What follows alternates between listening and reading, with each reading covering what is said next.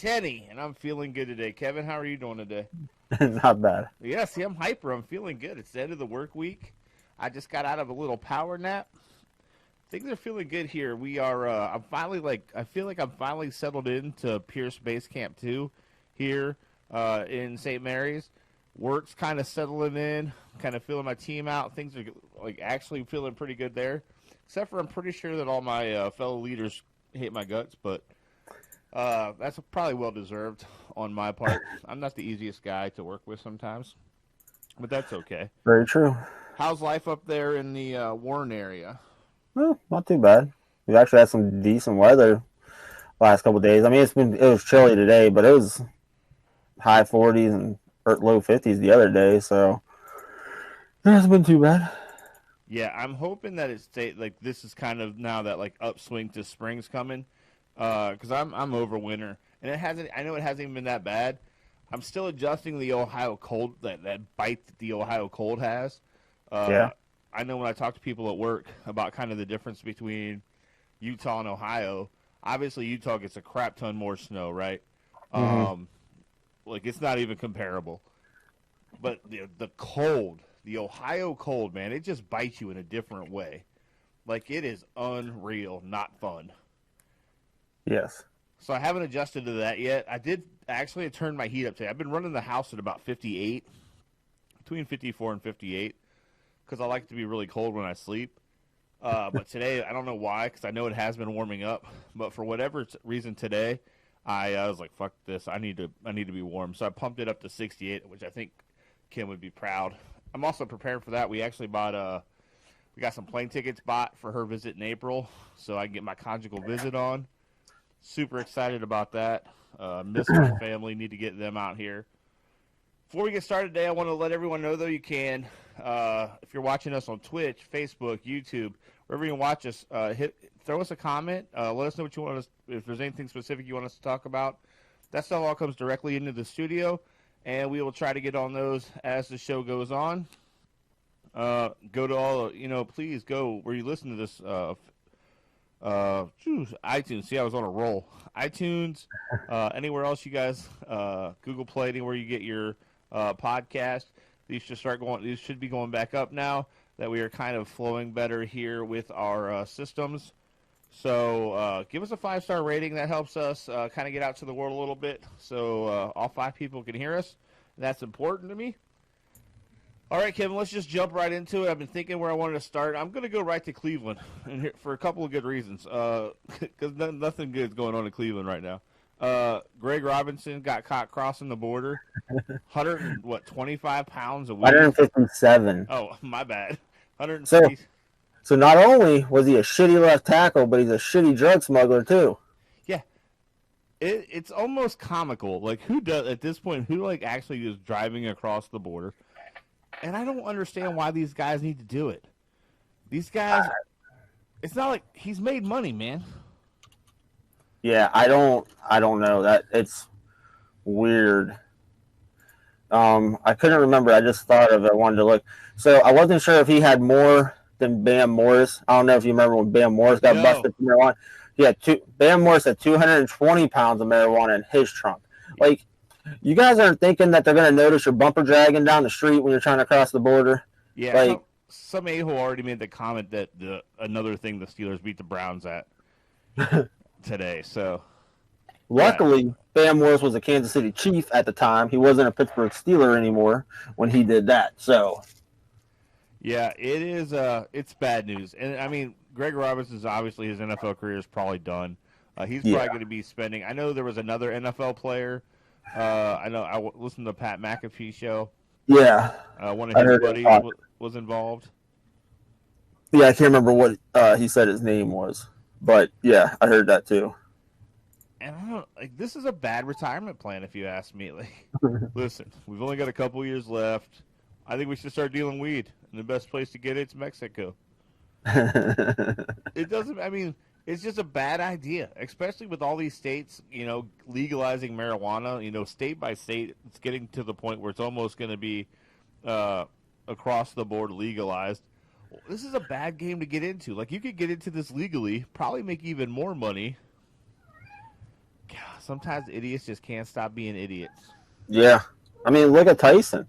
I mean, he's got his own weed farm out there, his own strand and everything. Snoop, like, Well, I mean, Snoop's had his for a yeah, very long time. It's just now legal.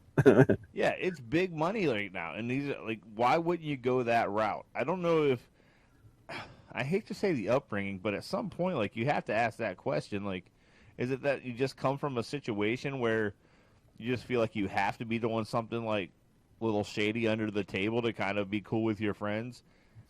It doesn't make any sense, and it looks real shitty for Cleveland, who already has offensive line issues. Yeah. Now we got to replace him. Not that that would hurt my feelings, because not like he was a superstar last year. Yeah. But the only thing I got to look forward right now in Cleveland is some new uniforms, which I hear is going to be basically the old uniforms, which pisses me off. How about that? You mean the same exact thing? Yeah, it pisses me off that we're gonna just. I'm all for traditional uniforms to an extent, but like, I honestly, I think I told you this. I think the color rush last year, the ones we used for most of our home games, that should be our main uniform. Like, that should just be it. And if that's the route they go, or something like that, you won't get much argument from me. But See, I actually like those jerseys. What's that? I actually like those jerseys. As long as you don't wear white home. I can't stand when teams wear white home. That's not the way it's supposed to be. Well, here's what I'm telling you. I'm going completely against the grain. I'm wearing the brown home because I want to be intimidating. And then I'm going with the orange, man. I'm not having white at all. I'm getting rid of the white completely. And I know that for the traditionalists out there, or the people who just don't like the orange uniforms, I don't care. I like the orange, and I'm going completely off the wall. And we'll talk about the XFL later, but you look at something like the team that really sucked last week, the New York team. Oh yeah, New York Guardians. Those gray uniforms are pretty popping. Yeah, and I like that black at home, and then you had then they had the gray for the away. Yeah. I liked it. I thought it was pretty neat. Yeah, just another way the XFL, which we will get into later, is being kind of going out of their way to be different and good. And I mean, here's the deal, guys. You'll hear me say this a lot later, but it's all about the Extreme Fun League. I am in on the XFL, and I can't wait to chat about them just a little bit later. Yeah, because I don't think we've got to talk about them on here. Well, like, since the season actually started. Yeah, no, I can't wait. I think there's a lot to talk about there. I'm really excited about it. Want to get into the Myles Garrett. The thing with him and Mason Rudolph just doesn't seem to want to go away. He is dead set on that Rudolph used the N-word. I'm kind of over it myself. Mike Tomlin did come out, though, and said, hey, basically called out Myles Garrett for sure being a liar in his opinion, and says that Mason Rudolph should take every action possible to protect his character. I'd love to know your opinion on this. I don't really know about the whole suing thing. I know they say they can. I don't know what they what it would be for, or if it's just slander of character. Like, I have no idea, because I'm not like a big on the whole legal stuff. But it just, the thing that cracks me up about it is, I said from the get-go when he first came out, I thought he was lying, because no one heard about it. And this is what cracked me up. No one heard about it. Everybody they asked from the Browns was like, no, he never said anything about it. He was all on his own. And I didn't like his reasoning where he said he didn't say anything because he wanted to say it there because he didn't want to get out. Why wouldn't you want it to get out? Like, that makes no sense to me whatsoever.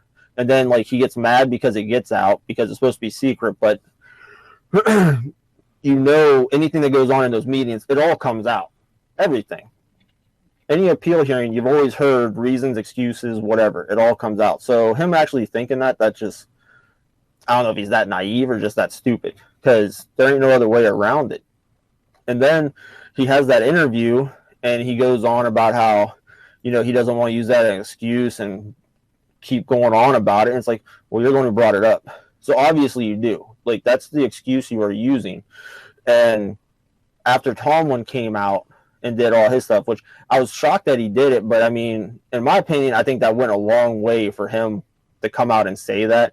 Especially, he's a black head coach. And I know that's your player, but still, if you're doesn't matter if you're a black player or black head coach, if you know that's the kind of stuff your guy, like if he thinks that Rudolph said that, there's no way he comes out, because if it comes out that it was on video or audio, whatever, it does not look good for him, obviously sticking up for him. So I think that goes a long way with him coming out. And it was like still nobody heard about it, nobody knew about it. Then like a couple days after Tomlin does that, then half the Browns organization's like, oh yeah, he told us about it. It's like, well, why didn't you come out and say that 2 months ago when everyone said he was a liar? Like it just doesn't, a lot of it doesn't make sense. I still don't believe him. And even if he did say it, like I think there should have been more of a penalty towards Rudolph, but it's still no excuse that like it's not going to clear you of hitting him in the head with a helmet. You know, I was like, I just think that you're trying to use that as an excuse to get out of it, and I just think he let the whole thing snowballed in him. I don't think he thought it was going to be as severe and like the media attention that it got for him hitting him in the head. And then when he used that as an excuse, I don't think he thought that was going to get as much media attention as it did. I think he just got stuck in a lie, and he just keeps digging his hole even deeper. Because, and then the other thing that cracks me up is he calls you a stupid N-word, you lose your crap, you hit him with a helmet.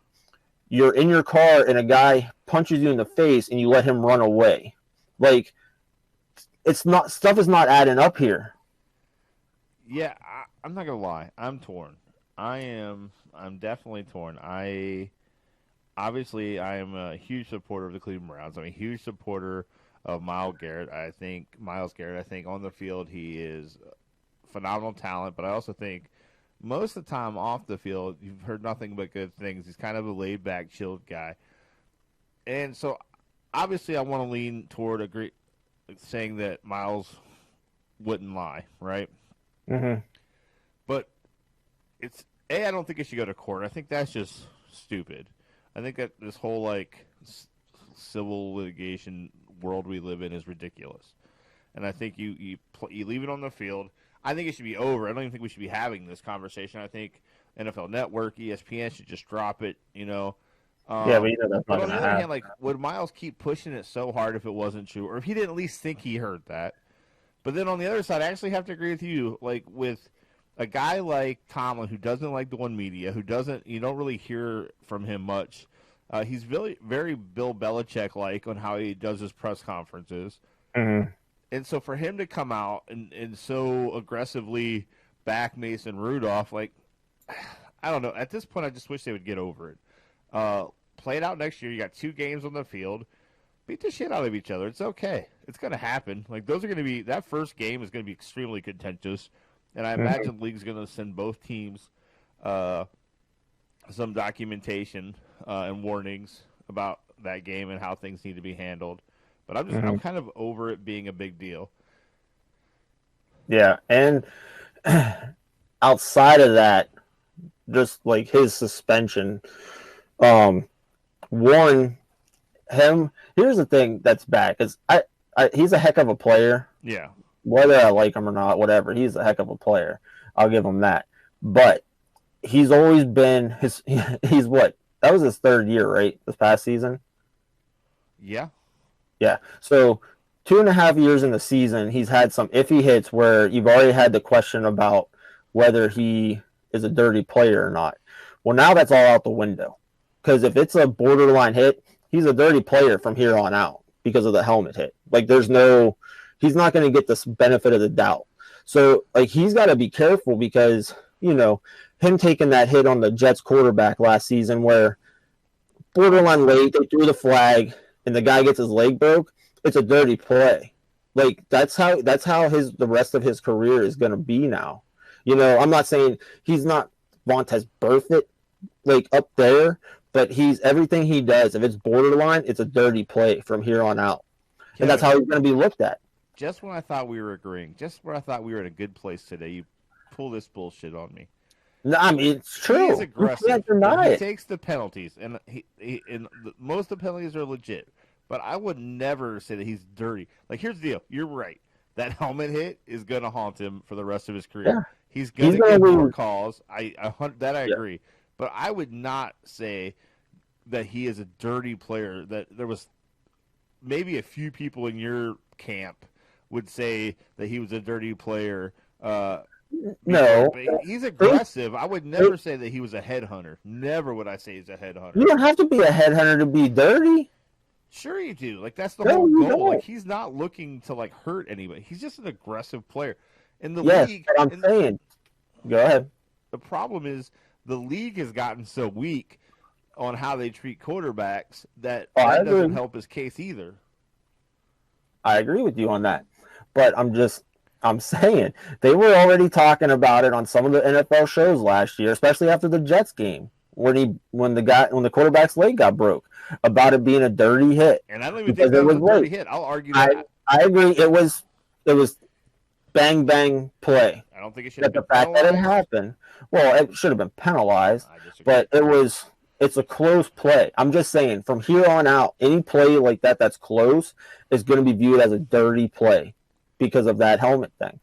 And that's how, and it sucks for him, but I think that's how it's going to be from here on out because of that.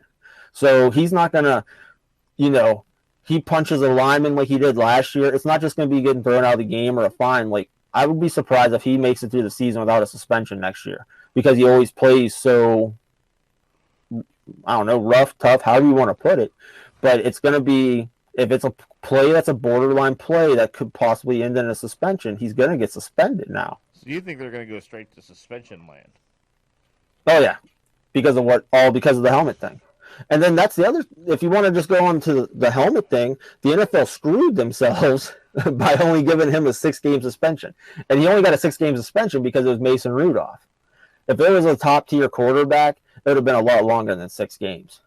So now, if somebody else hits a Tom Brady in the head, which I know the NFL is going to do what the NFL does, like he'll still get like a lifetime ban, but then he'll have his argument for his appeal, be like, well, Mason Garrett did it, and he got 6 games. And I think that's where the NFL screwed up on it, just because I think a lot of it played to do with that it was Mason Rudolph, and it wasn't a top-tier quarterback. I honestly think this is one of the few times. Maybe here's the thing. I think someone made a good point. It might even have been you that maybe suspend them the first game of this year just to kind of keep it in people's head what happened and that this shit can't happen again. Because the one thing I will never do is defend what he did. Like that was just, and even people calling Baker out after the game for not being a quote unquote leader because he didn't back. I thought actually Baker handled it perfectly. Yeah. You can't. That is not acceptable in this league. Like, no matter what, even if he dropped the N word, that can't happen. Like, let the league handle it.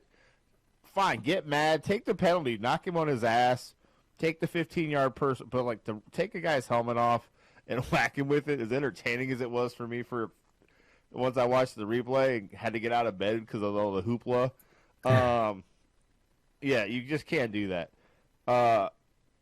So maybe I would have suspended him for 1 game, but honestly, overall, I think 6 games. I think it's one of the few times the league might have gotten it right, where a lot of these other instances they're either under suspending guys, or you go back to Ray Lewis where they under suspend them and then they over penalize him, just because of the rules that were in place.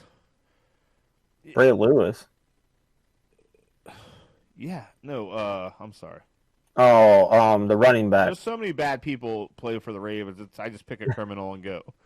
I know it is hard. Oh, Ray, killing people or Rice. There we go. Beating girls. What's that? Ray Rice. Yeah, Ray Rice. He was a Ray. I knew. That's what Ray criminal for the Ravens do I want to pick today. But yeah, Ray Rice. So he served his punishment, and the league's like, oh shit, we messed up, and then they repunish him, which I was completely against. Not that I didn't think what he did was completely wrong. But you can't just repunish a guy because the world's like, you didn't do good enough. Yeah. So honestly, I would say this is one of the few times the league almost got it right. Like I said, maybe go into 1 game next year. But I know a lot of people I've heard wanted him to be 8 more games. I figured 2. That's what that's what I expected. I figured give him 2 games, the first 2 games next year, and then it's an 8-game suspension. You get your point across, but like I said. If it happens, again, and it happens to a Tom Brady or, one of those top tier quarterbacks, they're going to be like, oh, well, that's whatever. It's going to be more than a 6-game suspension. And then he's going to argue it and be like, hey, so, I mean, I just think the NFL set themselves up. Like, something as crazy as that, you got to make it somewhat ridiculous, but not too ridiculous. So if it happens, you don't want it to happen again, but you want to make it where people know, well, I shouldn't do that because, that's a long time without any pay. Yeah, no, and I wouldn't have loved it obviously because uh, He's your guy. he's my guy, and the Cleveland Browns hopefully are going to be turning it around next year, even though they've uh, done everything ass backwards. And it looks like it's funny we were talking about Cleveland. I think this is proof that Facebook is listening. We're talking about the Browns new uniform, and I opened up Facebook. It was the top thing. Oh, possible Browns uniforms for next year, and yes, they suck. So I hope that's not true. We're excited for the reveal. That's just your phone listening to you, Matt. Oh yeah, no. Facebook is absolutely spying on me, and I just have to accept it. So before we get out of the NFL and move on to the XFL, I do want to chat about. So I'm sure you've heard about the rumblings that we're working on getting close to labor peace for 10 more years in the NFL, but the players are shooting down this new deal. I don't know if you've looked at any of the information about what it involves. It's going to go to a 17-game season as early as 2021. And instead of what I would have done, which is a neutral, and I totally stole this from Pat McAfee because I thought it was a great idea, but having every team play a neutral game site every year. Well, that was one of the suggestions. I don't think because they said neutral game. Some teams would have 9 home games, but it all wouldn't be just for like if it was neutral site, it wouldn't all just be London because they were talking like Brazil. I was like, how does Brazil get thrown in there? And then Mexico, which they've already been doing Mexico. It's like the one that makes most sense, even more sense than the whole London thing, because I still believe the London thing's just a stupid idea, is Canada. They're right there. They're the most logical one to have a team that's not in the U.S. Toronto supported the Bills hardcore. I mean, the Bills were talking about moving to Toronto for half their games. Yeah. Before the owner died. Yeah, so I'm almost like that. That's the one place is like they don't go that makes the most sense for them to go.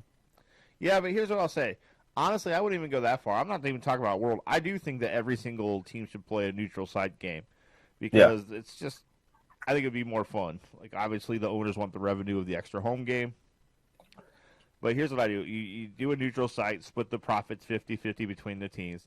But I would, so you do your London games and your Mexico game, and Canada obviously should get a couple of games just to kind of test those markets. But this is, to me, is a great opportunity, Kevin, to try. So we've all seen these lists, right? Top 10 places at the NFL, if and when it expands, should go. Salt Lake City makes that list quite a bit. Oklahoma City is always on that list. You got San Antonio, who hardcore supported the AAF. I can only imagine them like filling a stadium for an NFL game. That's what I would do. I would take this to these cities that don't have NFL teams that you think might support an NFL team and play a game or two there every year.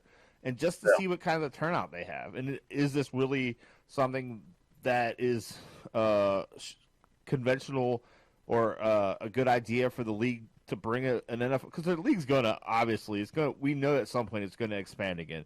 It just has to. They're making too much money to not do that. Yeah, I agree with you. And it's like another thing I was thinking about that'd be kind of cool is like say Cleveland they're going to get the 9th home game. They don't know where they're going to have have a neutral site game. Let them play like the Horseshoe, for their game one year. Cincinnati, have them play in Kentucky, at the Wildcat Stadium. Steelers can play at West Virginia. Put them somewhere else. The Carolina Panthers, they're in Charlotte, North Carolina. Have them play at South Carolina Gamecock Stadium. You can do stuff like that to make it interesting. And it's a bigger stadium. So it's like, I know you're going to have to pay them some, but it's like you're having a bigger stadium if you sell it out, because Brown Stadium's probably, 60,000 seats, 64, somewhere between there. You have a game at the Horseshoe, you could possibly have 100,000 people there. Or it could look really bad. So you might want to do it early in the year when the Browns got hype. Because if you do it late in the year, you're going to have like 20,000 people in a 100,000 seat stadium. Yeah, but if you do here's the thing. If you do say Cleveland, Cincinnati, right, you're not going to do because you wouldn't make. Yeah. I was going to say, can you imagine? That'd be doing the Browns Bengals at the Horseshoe. there's no way you don't pack that place. But yeah, you're not going to do a division game. But there's a way to do that. Like there is a way to set this up for things like playing the horseshoe, and like, I love that idea actually. I think honestly, you combine my idea with your idea. So some of these you use these non-NFL cities, right? And then some of these use obviously those are still non-NFL cities, but they're like towns where you have like maybe strong college football presence. I think it's great. I think it'd be great for the league. I think it's a good way to like get more people involved outside of the NFL cities. But this idea of like I just don't like the whole like every other year you have an extra home game. I don't like that part. Yeah. What do you think about the adding another playoff team so only one team gets a bye? I don't know. I mean, I'm fine with it, but I like the way the format is now. So I'm just kind of like, yeah, you know, I really don't know how, any other way to put it. The only reason they're doing it is obviously more money, but I mean, that's the reason for everything when they come to these kind of things. So I'm fine with it because especially like if it would have been this year, the Steelers would have made it and got smoked by Kansas City, but they'd at least been in the playoffs. So, but I don't know. I just think it opens them up for more. You have the more possibility of shitty teams to get in there. You're going to have like 8-8 teams that didn't win their division. Because even you get enough crap about that because, all the hoopla that was going on about the Eagles and the Cowboys this year. There was a possibility of a 7-9 team getting in there, and no one wanted that. So it's like I just think you have a possibility for more 8-8 teams or possibly a 7-9 team to get in there at that final wild card spot. Yeah, no, I understand that. I think that makes a lot of sense. Obviously, I get torn because as much as I don't hate the idea, where do you cross that line of okay, now just every team's getting in, right? Mm-hmm. Like I will argue, from my understanding, I feel like a lot of NHL teams make the playoffs. 16. It's 8-8. Yeah, so like and to me, and they got 30 teams, 32 teams also. So half or more than half of your teams are making the playoffs. Same as basketball. You got half your teams are making, but they don't have losing records. I just don't, making, at some point, it doesn't become special. Like making the playoffs doesn't become special. Yeah, I agree with you. And so I think the NFL has to be very careful. Like, and so maybe they do go to the extra team, and then I do think it's kind of cool because then here's what I do think it does. I think it does push that one like bye week to be even a bigger deal, and I think it does drive teams to want to win. And then you start talking about teams that aren't going to sit players maybe as much at the end of the year if they're like depending. Obviously, it's going to see how it falls, but if they're vying for that number one spot, then maybe they need to play all the way through week 17. So I think from a competition standpoint, I think it could be a good thing. But I don't know. But it's interesting that the players don't seem very interested in this deal. Mm-hmm. Yeah, I'm interested to find out like what they don't like. That's what I want to know. What are they not interested in? So from what I actually just heard this right before we went on air was that they think that they should be getting more health care after they're done. So the league's offering like 5 years after they retire health coverage. They think it should be longer and better, and they want a little because obviously the league's going to go back to the TV partners if they add an extra game and an extra playoff team, which means an extra playoff game. They're going to go back to the TV partners and ask for more money. They want a bigger piece of the pie, and I kind of side with the players here. I think the NFL should be taking care of the guys who really propped up this league on their backs after they retire. I think the league does a terrible job of that right now. Yes, it is the players' responsibility to be better with their money. So I'm not so much about the financial thing as I am like health. Like we've talked about this a million times on this show. When it comes to just non-sports stuff, financially, like injuries can be like healthcare bills can be crippling no matter what your wealth is. Yeah. And when you're playing these games, they ask these guys to take like cortisone shots and really put their bodies at long-term risk. Talk about CTE. We got players killing themselves I think the league does need to take a little more responsibility and protect these guys after they're done. So I side with the players on that. It'd be interesting to see. I know they canceled the vote today, and so we'll see if it makes it next week. I think they said maybe after Tuesday they're going to vote. Yeah. But because I know the league wants to implement the playoff thing right away.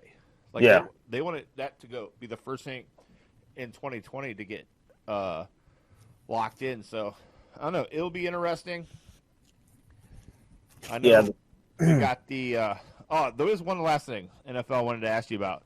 So it looks like Burrow and Tavua, or however you say his name, just Tua. both made it very clear they don't want to go where they're predicted to go. Yeah. And how do you feel about this? Because I think you're more of a purist. Yeah, I don't like it, because that was the thing. Because I know Burrow said that, because they were saying about how the Bengals got the first pick and all that stuff, and he's like, well, I do have some leverage. I just think it'd be crazy for him. It'd just be weird, like the way he is about his hometown and everything, not to want to play at Cincinnati, because it's not that far. They're going to be close to home. All that stuff. I mean, and the stuff he did for his community just from his Heisman speech, it's like, I just think that'd be weird that he doesn't want to go there. And it's like, I understand the Bengals aren't the greatest organization, because I guess Carson Palmer's talked to him and somebody else was talking to him too. And so it's like, I can see it, but I just don't like that. Tua, I could care less, but yeah, he made it clear he doesn't want to go to Detroit, and so did his family. But I'm one of those, like, I would draft him and be like, well, you can sit, because, I mean, if they don't sign and they could go back into the draft or however that whole works out, we're not paying him. So, I mean, that's a year that he's losing, that he's not going to, like, he could be out practicing or whatever, but practicing for a year isn't the same as actually playing a game. Just ask Kaepernick. Yeah, this is a place where, like, being like Bo Jackson, being a multi-sport guy could come in handy. Because you look at it, Bo got drafted. But he was so pissed at the Colts because the Colts screwed him out of his eligibility. He's like, I'll just go play baseball. I'm out. Yeah. And that's how he ended up with the Raiders. So, I agree with you. Like, it's dumb to pass up money, especially because you're really passing up generational wealth. Like, you're setting up. If you spend your money right, if you invest it right, and you're not out there buying ridiculous cars and taking care of your posse, which a lot of these players unfortunately do, because they think they got take care of their guys from high school and got to put up this image of whatever. But if you put your money right, I mean, talking your kids would be good, with really little effort, because the way that compound interest works. I think it's silly. I would go, here's the deal. You don't even have to love it. I'm okay with even saying, be a dick. Like, maybe, like, I go back to my wrestling love. Be a dick. Be Joe Burrow. Go to Cincinnati and just hate on him. Be the heel. Like, oh, this town sucks. Like, but here's the deal. You better ball out, first off. Yeah. You better ball out, because if you want to get out of there in free agency, because the owner's not going to bring you back if you're shitting on the team, right? Because it's just bad business. Yeah. But if you go in there, ball out, and just talk, like, when you given the opportunity, be like, man, this place is just terrible. Like, these fans are ridiculous. Be a heel. Be a wrestling heel. And get paid still, because that rookie contract's pretty much locked in, depending on where you get drafted in the first round. I can't believe I cannot say his name. Just say Tua. Tua. Like everyone Okay, else in the I'll go world. with Tua. I know, but I would love to actually be able to say his name. Well, practice it more then. But probably like know where to start. Tua, I would not take him in the first round, and it's not because I don't think he's talented. He's just got too many injury issues. Hasn't been able to say anything. Yeah, and they're like, the one was on his hips. Like, he's a run. Like, he can throw, but the run definitely helps him. So you don't know how he's gonna come back after that. So yeah, because I saw a thing where they're saying they're projecting like 3 quarterbacks in the top 5, and I'm like, who? It's like the third one? I don't know, because it's on that ESPN Plus crap. So you click on the article, and it'll give you, like, you'll see the first 2, and then it'll be like Detroit for Tua, then all of a sudden it's like Miami, and then you got to subscribe. And I'm like, yeah, I'm not subscribing to find out you're going to tell me some stupid ass quarterback. So unless it's going to be the only ones I can think of is Oregon's quarterback and Washington, but I'm like, I don't even think they're like a first round draft pick, but Yeah, it is. I think Burrow's definitely a first rounder. oh yeah, he's definitely. I think he's the first overall. I think that's like an easy He pick. will be just because they need a quarterback. Like I stick that I think Chase Young's the best player in the draft, and I think you should always take the best player, unless you're the Cleveland Browns, because we've had so much problem with quarterbacks. But hell, for the first time, think about that, Kevin. For the first time, I know he didn't play the first 3 games, but Cleveland's going to have the same guy behind center for the 3 seasons in a row, barring injury.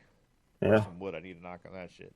and you have your third different head coach in 3 seasons in a row. Yeah, please don't even get me started. I'm not going there tonight because I could go on for days But about yeah, I that. do agree with what you're saying. Yeah, that's a big step for him. So hopefully, hopefully he gets back on track because they always talk about the sophomore slump, and I just think he had too much other stuff going on. He was too busy arguing with media and stupid stuff where it just seems like maybe that's what part of his problem was this past season, Yep. and had a big thing for takeout at the Cheesecake Factory this past season. It seems like so. I did see he had an interview. I think it was Super Bowl weekend where he kind of owned that. Like he, he Yeah, he allowed himself to get basically the media to get to him, and he got too involved with that off the field stuff. So it seems like, which I think Baker's always done. Baker's kind of owned his shit. Like you think about when he like ran from the cops. When you heard a pre-draft conversation, he was like, "That was stupid. I'm an idiot." yeah, He and owns he it and he moves on. But I think a lot of his problem wasn't so much his talent level. I think it was the off. A, I think we all can agree he had terrible offensive line, and B, I think unfortunately Kitchens did not prepare that team. Everything coming out of this after the breakdown is that, basically his game planning was terrible. They didn't really even have a game plan. I mean, they were essentially drawing shit up on dirt on the yeah, sideline and going, "Hey, I think this might work. Let's give it a try." yeah, So I think Baker definitely has some responsibility. I'm not worried about interceptions because Baker's always going to have high interceptions. yeah, He's just that guy. He's not afraid to sling the ball. I'm okay with that. I know it's going to cost us a win or two occasionally, but I think to take that, like, to try to pull him out of that like gunslinger mentality is taking the Baker out of Baker, and I don't want to do that. yeah, What yeah. I I do just, want to do though is I want to talk about something I'm very passionate about right now. And I can't believe a year ago, I would not be saying this. A year from now, I hated this league. oh yeah, you talk about that all the time. I hate Vince. I thought Vince McMahon, like the first XFL was a joke. I think Vince McMahon was just gonna like have another shitty league. Yeah, I talked about it all the time. Man, I am hot and heavy in the XFL right now. Like I like to call it the Extreme Fun League, where you got the No Fun League in the NFL, where there's no access to players really, and they try to keep everything top secret. The XFL is like, we're putting this shit all out here. Yeah, And I know I came up to Akron. We caught a couple of week 1 games, even though I was half falling asleep. Um, Dude, what do you feel about this league? We're 2 weeks in, going into week 3. How do you like it? I like it a lot. The play still needs to improve, but it's week 2, and they had like a smaller preseason than the NFL. So even in the NFL, first 2 weeks are usually pretty iffy. That's exactly what I was going to say. So, I'm not worried about that. Now, if we're still having the same problem week 8, might be a little bit of a different story. But as of now, and even with the slow or some teams just look horrible play going on, they've still been entertaining games. There's only been a handful of blowouts, like what, maybe 2-3 blowouts. Yep. The rest have all been close games within a score. So, and it's just like, I like the whole reporters are right there. They can ask you anything. Obviously, quarterback got benched last week because he was pretty pissed of having a really bad game. And of course, the reporter, instead of just letting it go, goes up to the head coach and it's like, "Hey, did you hear that your quarterback threw the entire team under the bus?" And it's like, "Oh, really?" And it's like he gets benched. But I do like that. It makes it more interesting. And The instant replay, I like that there's no challenges. It's an automatic review if they buzz down and then they're in the box, which I like because you hear them talking between the referee and then just them talking to themselves or whoever's in the room with them. So I really like that. And even the referees, when they get in the huddle, you can hear what the referees are talking about. Like, I like how they're all that stuff. It's bringing you more into the game. Yeah, no, you hit on every single thing. I do want to first apologize to the XFL because I hated hardcore on your logos. I thought they were terrible. I thought they were childish. I thought they were sea level, and I thought that was going to be an example of this league. But god dang it, they put these things on uniforms and they put them in like 3Ds on the screen, and the way they're utilizing them, they only suck in 2D. They look great on most. I still don't like the Seattle helmets, by the way. I think those are the worst.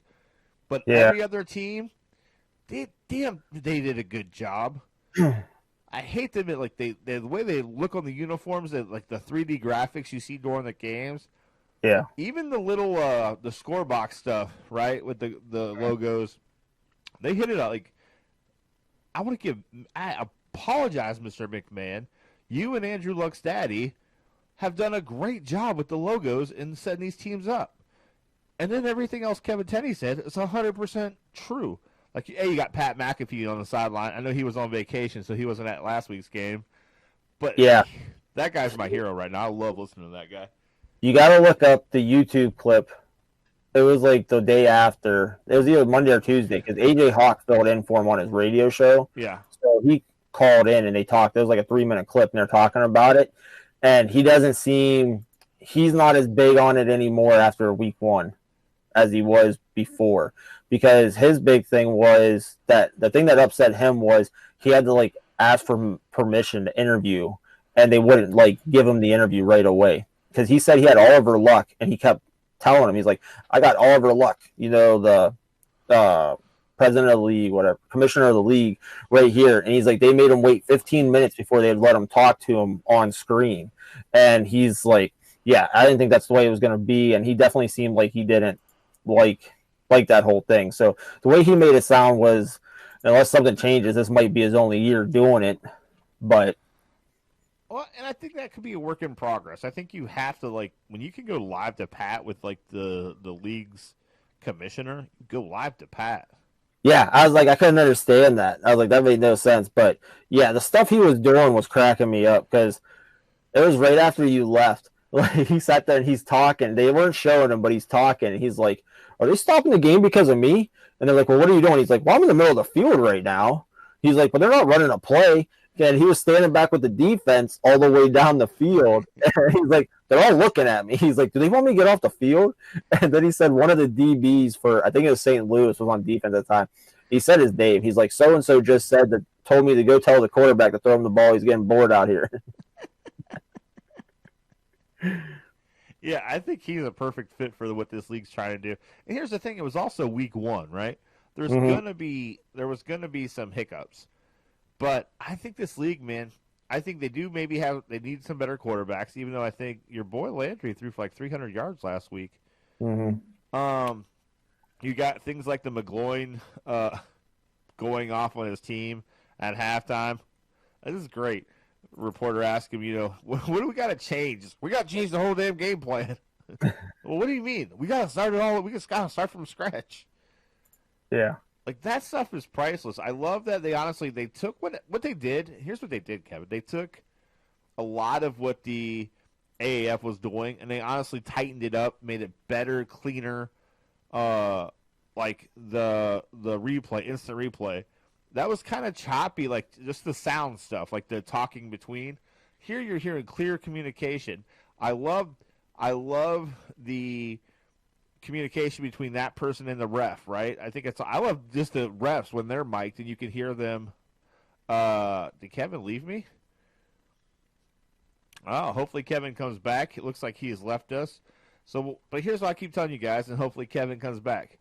I love that, the mics, the refs are mic'd up, and they come back.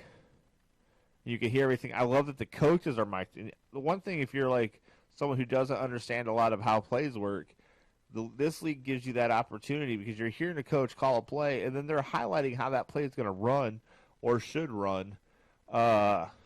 So I think the XFL is heading in the right direction. Kevin Tenney has. Where did you go, Kevin? Just.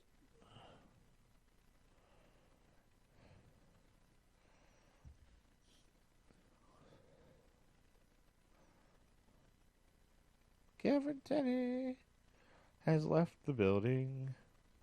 Let's see if we can get Eric on here. You think Eric's busy? I bet he's not. Well, this is what happens, guys, when you're running live. Sometimes shit gets out of control fast. And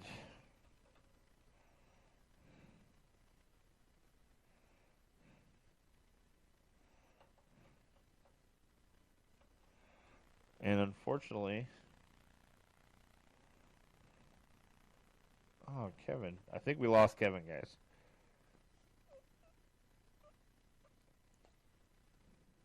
So we're going to try to get someone else back on the line with us. And hopefully we can get Kevin back on here real soon.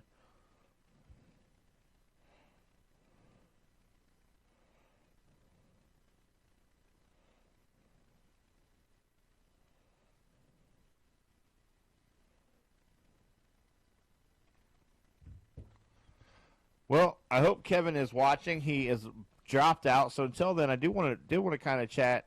I don't know if you guys are watching this XFL stuff at all, but you should definitely be giving it a try. It's really just fun to watch. It's good. It's a little bit different than the NFL. I love they have a kick. They do the kickoffs a little bit differently. Oh, look at that! My favorite Ginger's watching us. Hello, hot stuff. That's what she's telling me. She thinks I'm sexy. She's into fat dudes. What can you say? I can't wait to get her. I'm very excited to get her and my son out here in April for a visit. Need a little conjugal visit action. So I'm looking very forward to getting them out here as we try to get Kevin Tenney back on. And hopefully that happens sooner than later. We'll just have to maybe end the show a little early tonight, which is sad because I thought we were going so good. What else you guys got going on out there which we need to be chatting about besides Kevin Tenney's failure to connect? Let's try this, Kevin. I'm going to try something. This is what happens. My favorite Ginger's watching. I'm trying to look pretty for her. And bam. Down goes Frazier. That's okay.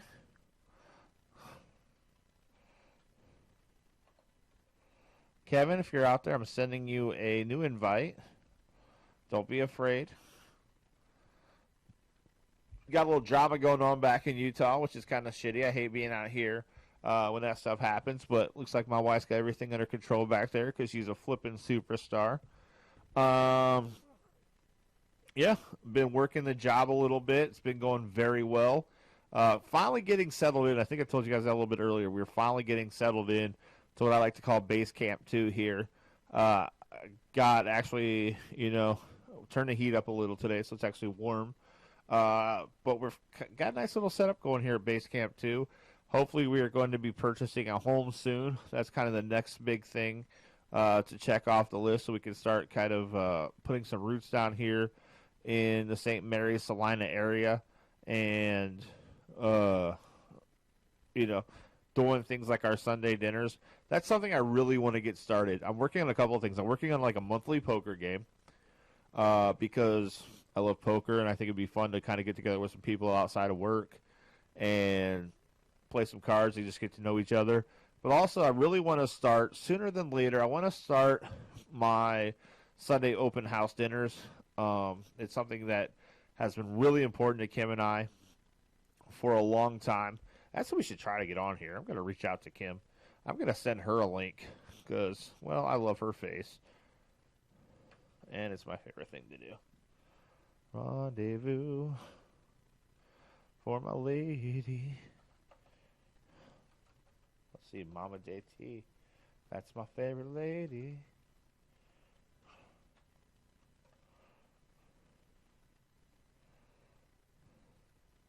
Anyways, we've been wanting to start these Sunday dinners for a long time. It's been a big part of our motivation for getting set up in an open floor plan here in Ohio, so we can have people over on Sundays, potlucks, have some good conversation, get to know our community. I am getting ready, hopefully, to sign back up for local community college here. What I'm trying to do, maybe you guys can help me out with this. I'm trying to pick a language. I'm kind of stuck. Spanish makes sense, right? Because uh, there's a lot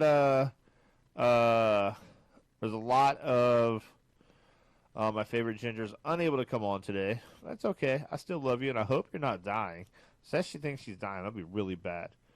But I'm trying to decide between Spanish, right, which seems to make sense because at some point, if we go back to Utah, it's a large Spanish-speaking community. Being bilingual with Spanish would open up some doors for jobs for me. So that'd be pretty good, right? But then the other thing, I'm kind of like loving this idea of learning something like Mandarin or Russian, just something outside the box that is not really very. What's the word I'm looking for? This is where my lack of wordsmithness comes into play. But the idea of having something a little different, but I need to do something. It's kind of, I promised my therapist I would at least get enrolled. It's like $25 to get enrolled and start looking at these classes. So I need to do that. I'm also just looking for some other clubs. I need to get out of the house. I started going to the Y pretty consistently, but I need to find other ways to get out of the house because I think that's the one thing that's kicking me in the ass. Not having my family here, and it's a bit lonely. Let's be honest. Like when you're in a whole new place, you don't know anybody. I'm definitely in like Trump country, so I'm probably outside of like just when I have had some political conversations. I'm definitely on the wrong side of a lot of the people's. So that makes me a bit of an outcast here. So I've been trying to find ways to kind of ingratiate myself with the community, get to know the people in my community, make some friends. So I have ways to get out of the house. I thought about joining a bowling league, and I keep coming back to it. I think bowling leagues seem like something everyone can do. Even at my size, it doesn't take like a tremendous amount of physical effort. So it's not like I'm gonna like kill myself bowling. I don't know, like it all comes like I'm struggling with it being fun. I'm struggling with it sounding fun. I'm just having, I don't know, an interesting feeling about it. And I don't know what that is, but I can't get myself to do bowling. Like I said, I'd love to do a monthly poker game. We'll see how that works. I'm definitely pulling at every string. I'm trying, like, here's the thing. I finally, like, found my groove at work. And that took me a lot longer than I anticipated. Obviously, I'm a different cat to a lot of people. So finding my groove at work, I thought would come a lot easier, but it didn't. It took me a while. But I'm finally falling into the groove. I got myself a really good team. We're coming together. We're on the upswing. But, you know, I'm not getting invited to a lot of dinners, let's say. I'm not getting invited to hang out with a lot of people after work. And obviously that's because, probably because I set myself up for failure there sometimes. Something we talk a lot about in therapy. Sometimes I like to be the guy who's controversial and set people off. But honestly, 9 times out of 10, the stuff that, you know, that you would say I was controversial at or that I'm setting people off at, that's stuff that I truly believe. Like, it's not outside. Like, I'm not, like, making shit up. Maybe a lot of people would say, my wife would probably be one of these people, sometimes it's best just to keep some stuff to myself. And that's where I fail. I am a wide open guy. Like, I'm an oversharer. I have no problem sharing my personal beliefs, desires, needs, wants. And a lot of people can't handle that. People are definitely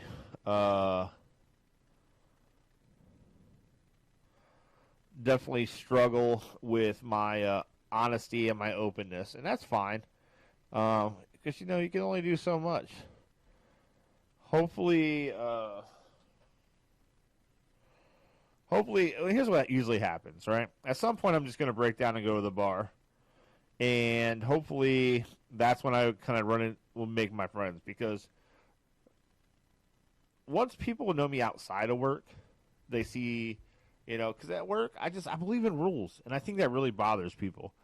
And my wife, Kim, I know you're out there listening. Kim does not love the rules, Matt. Looks like Kevin Tenney might be trying to get back on here. Hey, I'm back. Okay, we got Kevin back. Kevin, you missed my therapy session. I was going into some deep stuff because you just dropped out. I know you were talking, and then all of a sudden it stopped, and it just looked like the way the picture froze. Looked like you were thinking, and I was like, so I was giving you a couple seconds, and I'm like, hey, everything all right? There was nothing. Yeah, and I still don't have video of you, so I don't know what happened there. It was too good to be true. Like, everything's running good, so I don't know. I'm almost going to blame you on this one. There's got to be something on Kevin's side, because we haven't even dropped a single frame this entire recording. Yeah, I don't know. So, Kevin's fault all day long. Anyways, we were talking about the XFL, Kevin, and how much I love it. I do think, Kim, I invited Kim when you ducked out on me, right? And she said she went to join, right? And then she chickened out just in time for you to jump back on. So you saved the day for her, because she doesn't like coming on here. I think I embarrass her too much.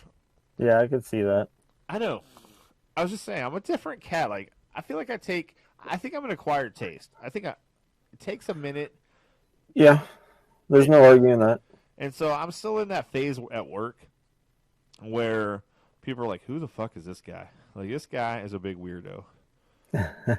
And so I'm trying to push through that, but it really sucks, like, getting through that. Because, man, it is a lonely place when you're the weird guy until people realize that you're pretty fucking cool. And then they can have a Jewish dragon story. See, and I've learned not to skip weddings. See, Kevin, this friendship has taught me a lot. Well, that's good. Don't skip weddings. And, well, I'm still going to embarrass you because I think it's hilarious. Like, embarrassing you is just half as fun as just being ignorant.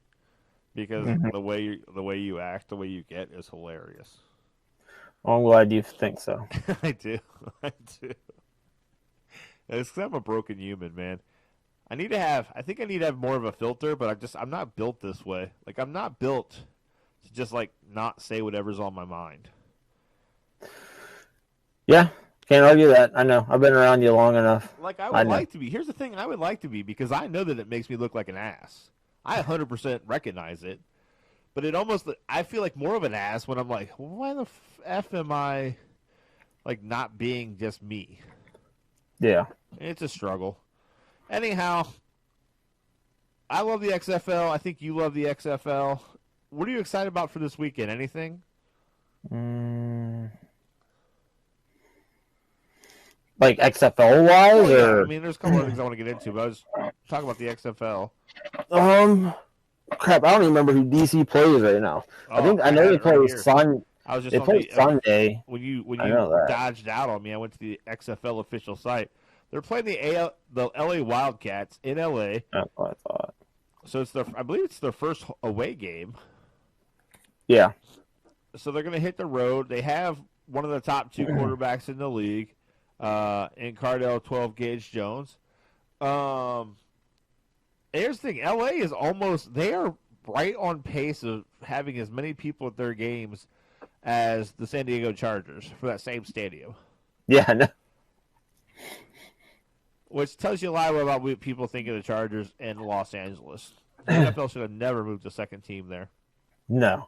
Talking about the LA Wildcats, do you listen to Bill Burr's podcast at all? I don't listen. I listen to his Burt cast. Okay. Him and Burt. Why? What was he saying? Monday he was talking about the XFL. Him and Burt went to the LA Wildcats home game last Sunday.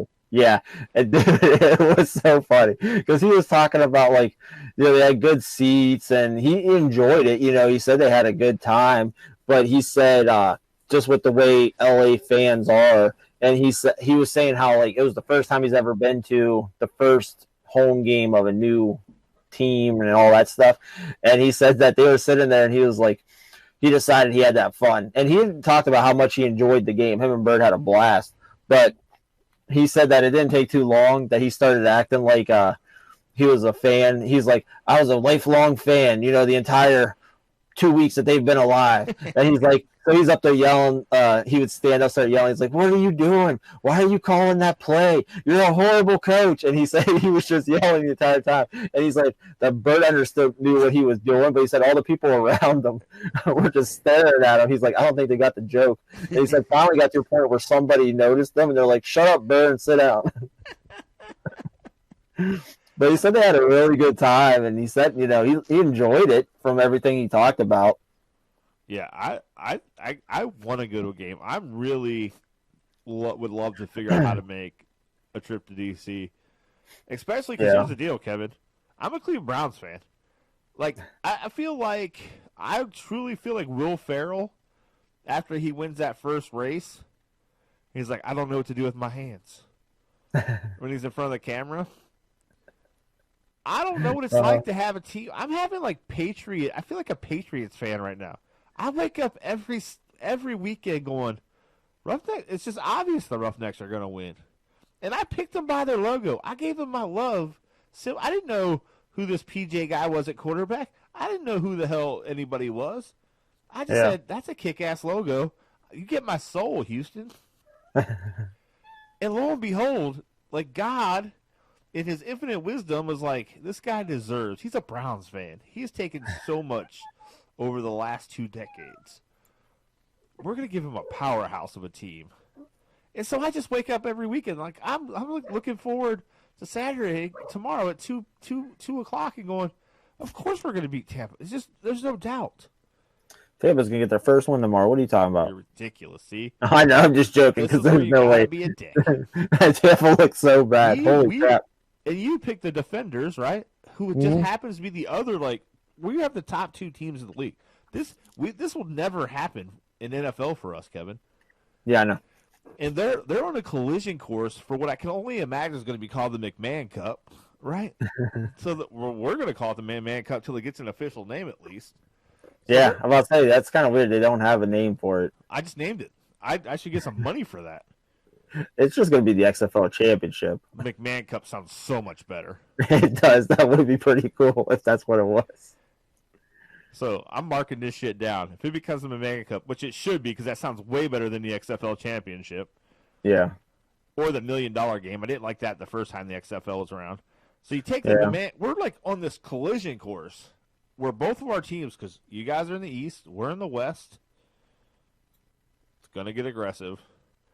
And and then here's one thing I am interested for tomorrow. By the way, I want to see how Seattle shows up because I'm hearing 30 to 35,000. Yeah, that's what I heard too, but I never saw an official number. Well, that's going to show up for tomorrow. St. Louis is hot for this team. They love football. It's not like they left. It's not like the Rams left just because.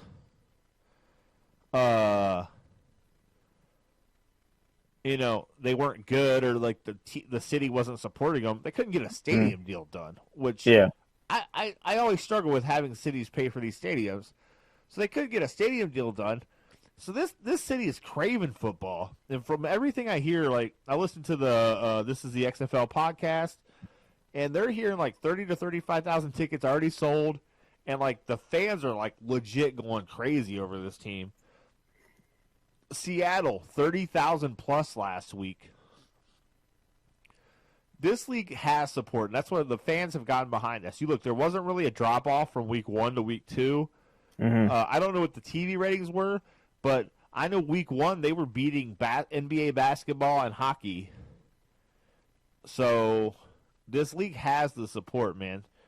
Yeah. Now, the play does need to be better, but I think you made a great point that we're in the first 2 weeks, right? And even in the NFL, when they have 4 preseason games, which I think is too much still, they're still rusty. They're like knocking out. They're not as crisp, right? Mm-hmm. And so I think we're going to have it. I think it has to get better, but I still think you're going to need some more talented players. But that's what I think this league's sustaining for 2, 3, 4 years, and you start to get some of those like you're going to get you're going to be able to because what take from McAfee show, right? He was talking about 1% of the NFL's gross income is like $5 billion. When they get up to 1.5 in that deal, if they would take that deal 1.5, that's when they would get to 5 billion. So, but even 1%, they were saying it's like 300 or 200 and some million per year. Yeah. So let's say the XFL just gets up 1 to 5% of the NFL fan base to participate. That's a shit ton of money, which means guess what? You're gonna be able to pay players more. At some point, I know McMahon wants to sell these teams off as franchises, so you're gonna have independent owners, which is gonna bring more money, better TV deals, so forth and so on. And when you're making more money, you're gonna get some of these guys who are either just too old to play in the NFL in the NFL's eyes, or some guys that are just on the cusp or maybe have some weird problems that are gonna get into this league. They're gonna be really talented still, and you're gonna see that talent go up. I think you have to be okay with this year, recognizing that you're gonna get some really good football. But there's going to be a couple games you're going to have like that Guardians game last week where it's just going to be bad. Yeah. And you have to power through. Like, I can't judge this on a 1-year thing. I'm judging this on a 3-year slope because that's what McMahon has enough money to pay for. And I think if he gets through those 3 years, I think everything's going to increasingly get better. You're going to have teams gel a little bit over a year or so. I can't find a thing they've done wrong. And that's where I'm struggling. I can't think of a thing they've done wrong. I mean, the best thing about it is they're actually paying their players and people. Yeah, everybody's getting paid. Sponsors are getting paid. Their TV's paid for. That's they're basically breaking even on their TV deal because basically Fox and ABC are paying just to cover the cost of producing these games. But like I said, man, it's just like the AAF a little bit last year. As you look at the AF, how it started, where they basically had no commercials. They were only on a couple of channels. And yes, they still ended up on oddball channels, but guess what? TNT started picking up the games. And that was just for a league that wasn't as, like, the production value wasn't nearly what the XFL is. And I would say that even the play was probably pretty similar. And you look at this, and they were already picking up, like, 3-4 weeks in. Something like the XFL, man, I think this thing could explode for a spring league. And we could be talking about the McMahon Cup 20 years from now. Like McMahon Cup 20. Yeah, because, I mean, I think as long as he makes it past 2 years, I know he's got money. Supposedly he's got money set aside for 3 years. 600, like, what is it, 600 some million? Yeah. So it's like, I think if he can make it past 2 years and you're not losing as much money in that second year, I think he should be good for, a couple years because you're going to get probably better TV deals. You'll get so much better stuff from that. No, absolutely. Yeah, I agree 100%. And I think honestly, I think we could see a big jump next year. But like I said, even the kickoff. I love what they've done with the kickoff. They made the kickoff exciting. I actually like that they don't have a coin toss. I think the home team should get the advantage of getting the ball first. I didn't even know that. I thought they had a coin toss. No, they don't have a coin toss. Home team. I was wondering. I just figured they didn't show it. Home team gets the kickoff. So, like, there's just, or maybe here's the thing: they might have the opportunity to defer, but the home team gets the choice. However, it's done, it's the home team's advantage, which I think that's cool because I think if you think about it, being at home should be an advantage across the board. Obviously, you want your fans there. And you should get little things like that. But the kickoffs in general are nice. We've talked about the reviews, how those work. And before you lost me, I was talking about I love having these refs mic'd. Not just to the replay booth, but the fact that they're mic'd to talk when they're talking to each other about how they're going to call the penalty. That shit fascinates me, man. Like, that's the stuff that's keeping me into these games because, well, let's be honest, I don't know these players yet. I don't have that emotional connection yet. So whereas I love watching the Roughnecks dominate, also like what keeps me like locked in is what the fuck's this ref saying? That's why they made that decision. Or the coach. I texted you this. The coach is calling the plays, and then them drawing it on the screen. Yeah. For the layman football watching fan, that it makes them more intelligent. The fact that they're utilizing the betting odds and talking about, last week I was 3-0 against the spread. They're hitting every button, man. It's like a football porno. Yeah. And speaking of betting, it kind of changes a little bit. So I'm not trying to get off the XFL, but you just made me think of it. The FanDuel thing. I figured it out. You gotta if you go to the main page, I downloaded the app because I didn't even have the app. And before I signed in, I scrolled down and it said there's a thing for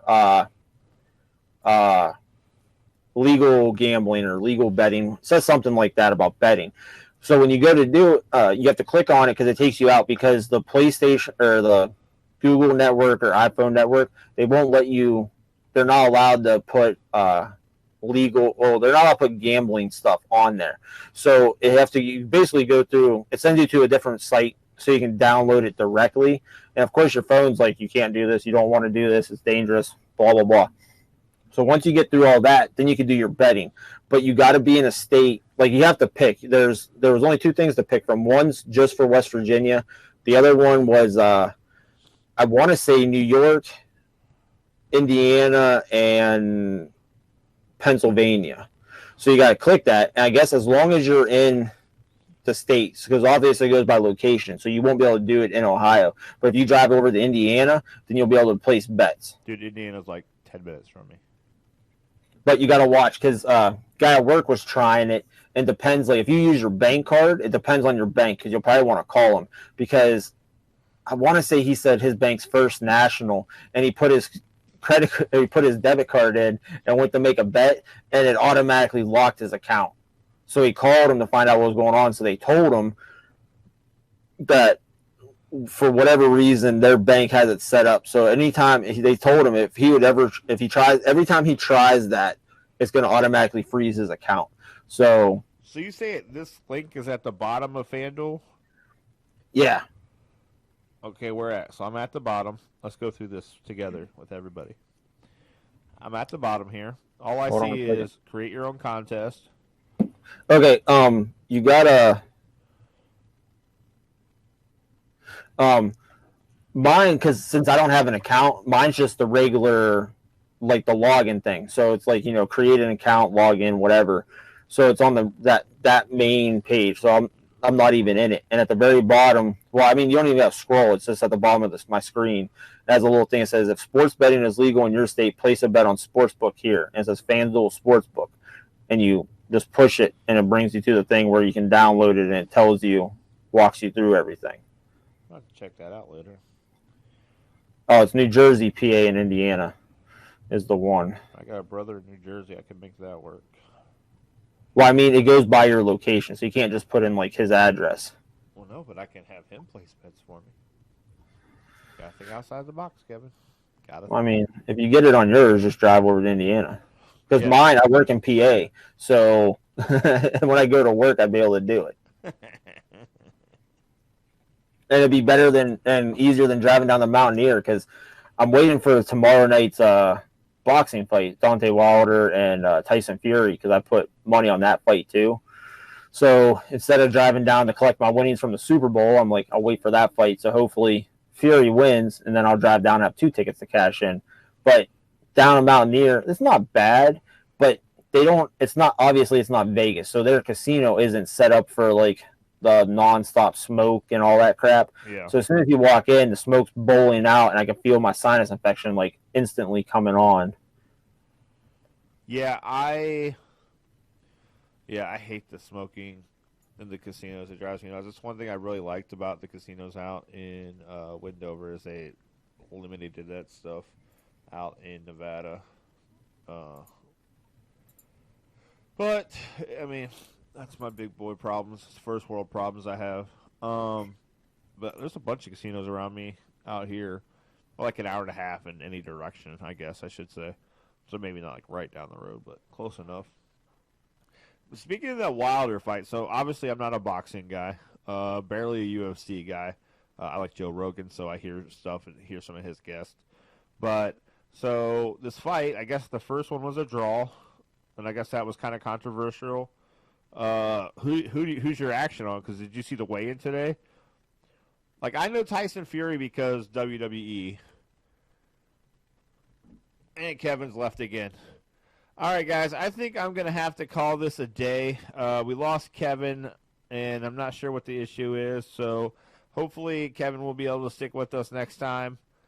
Until next time, this has been the Pearson Mind Podcast. As always, like I said, please go on to iTunes, Google Play Store, and give us a 5-star rating so you can be part of the show and help the show grow. You can always be part of the show by sending in your comments, questions, and concerns live, and they come in here straight to the studio.